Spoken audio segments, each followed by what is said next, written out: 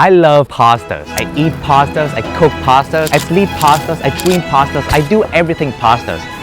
Today, we're going to two different restaurants to try pastas at two very different price points. One costs $17 and the other one costs a whopping $90, which is almost 5 times compared to the price. But is it 5 times the quality? I don't know. Let's go find out. This is UOVO, and it's easily my favorite pasta spot in LA. Today, we're at the Marina Del Rey location, and I cannot stress how beautiful the view is. You're literally eating pastas on a pier that overlooks the second largest harbor in the world with expensive luxury boats sailing by. The menu also features different type of pasta dishes from different regions in Italy, and they would also tell you what type of pastas that come with each certain dish. This, my friend, is pasta heaven. One thing I like about this place is that you can sit at the bar and watch all of the cooking actions right in front of you. They also gave us a plate of yellowtail crudo. Can you tell a little bit about the ingredients in this one? Absolutely. It's 8 pieces of the Japanese hamachi with the extra virgin olive oil, blood orange extract, microgreens, and the liver on top is the red Fresno chili. It's beautiful. Japanese hamachi crudo. This is actually on the house, so thank you so much. The fish is really fresh, chewy texture, beautiful. It's almost like a reflection, combination of Japanese and Italian cuisine. You know, Japanese sashimi with olive oil, garnished green on top. Usually you don't really eat sashimi this way, but this is a pretty special way to do it. So next up is the beef tartare. This is ground wagyu beef with shaved parmesan on top and also a touch of olive oil and salt and pepper as well. Looks beautiful. I mean, very simple looking dish, but I think that it's gonna pack with a bunch of flavors in there. Cheers. That is just super savory. You know how raw beef have certain smell to it? So the pepper and the olive oil kind of help to combat that. The combination of olive oil and a Parmesan cheese, just very savory. Beautiful. Have our Pinot Grigio right here to pair with the pasta as well. That's refreshing. First up, probably my most favorite pasta dish, the bolognese ragu. They claim that their pastas are handmade in Italy and would be shipped overnight to LA. That means they have to fly fresh pastas from Italy to LA every night. But why the hassle? Why can't they just produce pastas here instead? They cannot find one crucial ingredient here in America, which is the Italian eggs. The eggs in Italy makes a rich, deep yellow noodles that taste like none other. And you know they care about their eggs when they name the restaurant after it. Yes, UOVO means egg in Italian. And according to what they say here on the menu, this is the very original bolognese recipe with the beef, pork, without any cheese, cream, or dairy product. This is the exact recipe from Antica Trattoria della Cecina that predates the 1950s that were graciously shared with UOVO in 2015. That's insane. We're about to try some of the very traditional recipe for this bolognese. So just from the first look, it's not as saucy and tomatoey as you would see at any other Italian restaurant. The original meat sauce for the bolognese, more or less just meat. There's no tomato in it. Smells delicious. Just wow. This is probably one of the best bologneses I've ever had.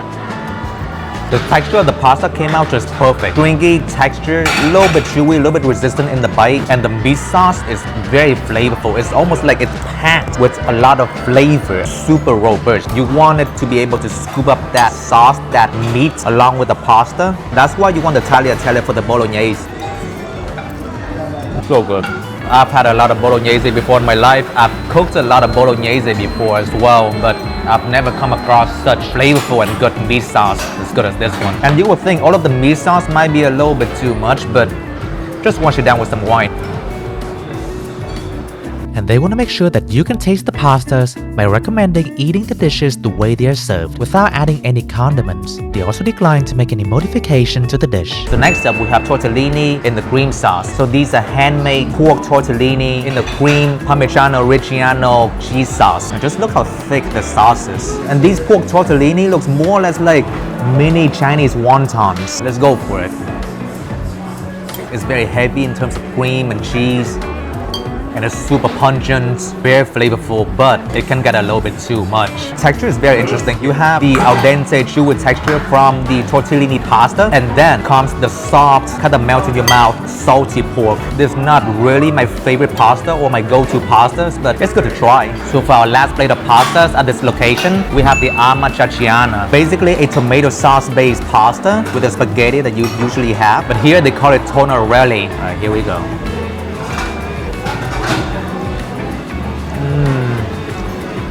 That was fantastic. First of all, the sauce. There's a huge amount of sauce just covering the pasta. It's tomato sauce, but it's not really sour. It's more on the salty side. Like it's quite salty, a little bit spicy.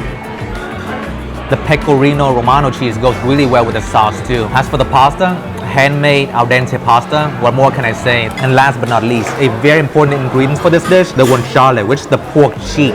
The reason why the sauce has so much flavor is because it's got the salt and a little bit of pure flavor from the guanciale itself. When you have that with the sauce and the pasta, it adds a lot to the texture. And as soon as you take a bite on that guanciale, the fat just bursts out with flavor. This for me is a perfect pasta plate. Everything is on point. Pasta's on point, the sauce and also the topping, the cheese, everything. Trust me when I say this, after having handmade pasta, you can never go back to the packaged pasta ever again. Right, last but not least, we have dessert. It's a cold cup of tiramisu, almost like a shot glass. Oh my god, look at that. Look at that. Isn't that just beautiful? It's a little bit eggy and the cream is just very, very thick. Not too sweet as well. Ooh, that bottom part right there, that's the espresso. That's where you taste the coffee.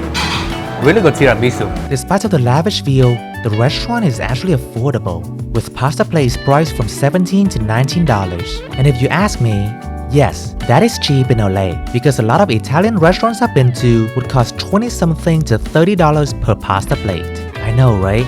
$30 for a plate of pastas? Who has the money for that? By the way, this is the non-tipping establishment. You still need to pay the 16% fee, but that fee is going to go to the restaurant and the staff instead of individual tipping. So yeah, no, you don't need to tip at UOVO. And this is probably one of the very few restaurants that don't take tips. Our next stop is going to be in downtown LA. The restaurant we're heading to is actually French, not Italian. This is Petit Paris. Now, you guys might be wondering why I choose a French restaurant for pasta. That's because we're about to try the signature pasta dish that costs a whopping $90, the cognac flambe truffle pasta. Now I've got to say, this place is dazzling. The architecture just makes you feel like you're in France. We're talking velvet cushion seats, round golden skylights. Overall, the view is just marvelous. Okay, so first up is the rendezvous. The liquor is bourbon.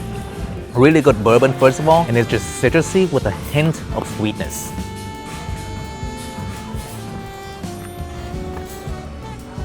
There's the tequila, and they have a huge piece of chili right inside. Has a smoky smell to it. I mean, they literally just smoked it. Basically a smoky tequila. I still prefer my rendezvous. Yeah. Since this is a French restaurant, I can't help but notice a lot of classic French dishes on the menu, so we're going to order a few more dishes in addition to the truffle pasta. First up, steak tartare. They come with raw steak, some caviar, and an egg yolk on top. And what you want to do is you want to mix the whole thing up. That's just beautiful, look at that. They also have potato chips for you to eat the steak tartare with. You just do a scoop of tartare like this on the potato chips.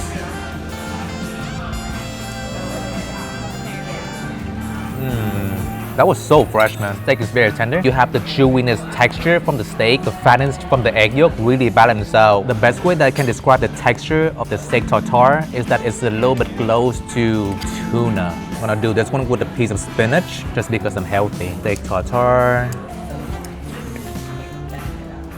Just makes a really good appetizer. Wash it down with a little bit of the cocktail.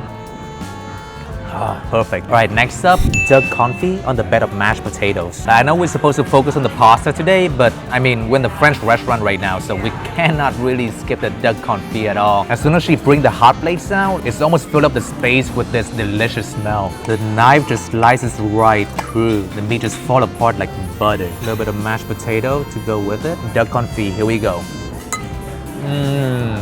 This thing is so tender. It's like canned meat. I'm gonna try one with a skin on. That piece of duck skin is a little bit crunchy as well. That was amazing. There's a glaze on the duck leg that is kind of sweet and very savory. It goes really well with the duck. The duck also comes with these little mushrooms right here. Sweet roasted fig, that's what they were, and that should go really well with the duck confit. Like the sweetness of it should balance out the saltiness of the duck. One of the best things I've had, the duck. And finally, here comes the moment we've been waiting for, the flambe truffle pasta. What's special about this dish is you get to watch a little fire show, and that is probably more exciting than the pasta itself. They start by burning up some cognac and pour it into the cheese wheel. Once the cheese is nice and melted, comes the truffle pasta. Every piece is coated in a layer of cognac-flavored Parmesan cheese. Probably one of the most expensive plates of pasta in the world, and I can't wait to try it out. This whole dish of truffle pasta, okay, it might be expensive, but I think the whole $90 is also for the show that they put on. Let's see what it tastes like. Seriously, this pasta is not just for show. It's actually a really tasty pasta dish. I'm gonna go for the second bite. Here we go. Al dente pasta filled with truffle flavor. There's a hint of cognac flavor that is still left behind. And that just goes really well with the fresh truffle. And on top of that, pasta is super creamy. The pasta was cooked with cream, onions, garlic, and a little bit of truffle, and finished with the touch of heavy cream. It was only part cooked in the kitchen, and then they would bring it out here to finish the cooking process in the cheese wheel that you just saw. And to top it off with the truffle mushroom, it's just the next level move. Yeah. Probably the most flavorful mushroom that I've ever had. And also because of the cheese and the heavy cream in there, it might be a little bit heavy for your stomach. Just a heads up. Looks like a beautiful bite right there. Alright guys, I think we're lacking just a little bit of pepper in this pasta, so let me ask them for the pepper. Not too much, huh? That should be good, yeah. Thank you, sir. I swear to God, just one spin of that peppermill is enough pepper for the 1,000 people. We literally saw him using the peppermill earlier and we were like, yo, that thing is so cool. But as a matter of fact, we actually have like a little peppermill right here on our table. But we're like, nah, we want the real thing. We want the big one. So waitress just recommended us to order another dish. It's called bouillabaisse. I think I said it right. A type of soup that comes with a bunch of seafood. There's like a French food feast right here. It's just amazing. Here we have fish, shrimp, mussels, scallops and whatnot. It looks like very thick soup. It's kind of tomatoey, very thick. There's just a lot of seafood flavor going on in here. And here we go. Whoa, that piece of fish just fall apart in my mouth. It's just very soft and a little creamy, a little bit buttery. I think they pan-seared the fish with the butter before adding in the soup. Let's try the piece of baguette. You guys hear that? The crunchiness of the baguette. And there's this light, creamy, garlicky smear that's going on the top. I'm just gonna try to dip in the soup that we have here. That baguette just absorbs all of the seafood flavor from the soup. Amazing. I'm gonna try the shrimp as well.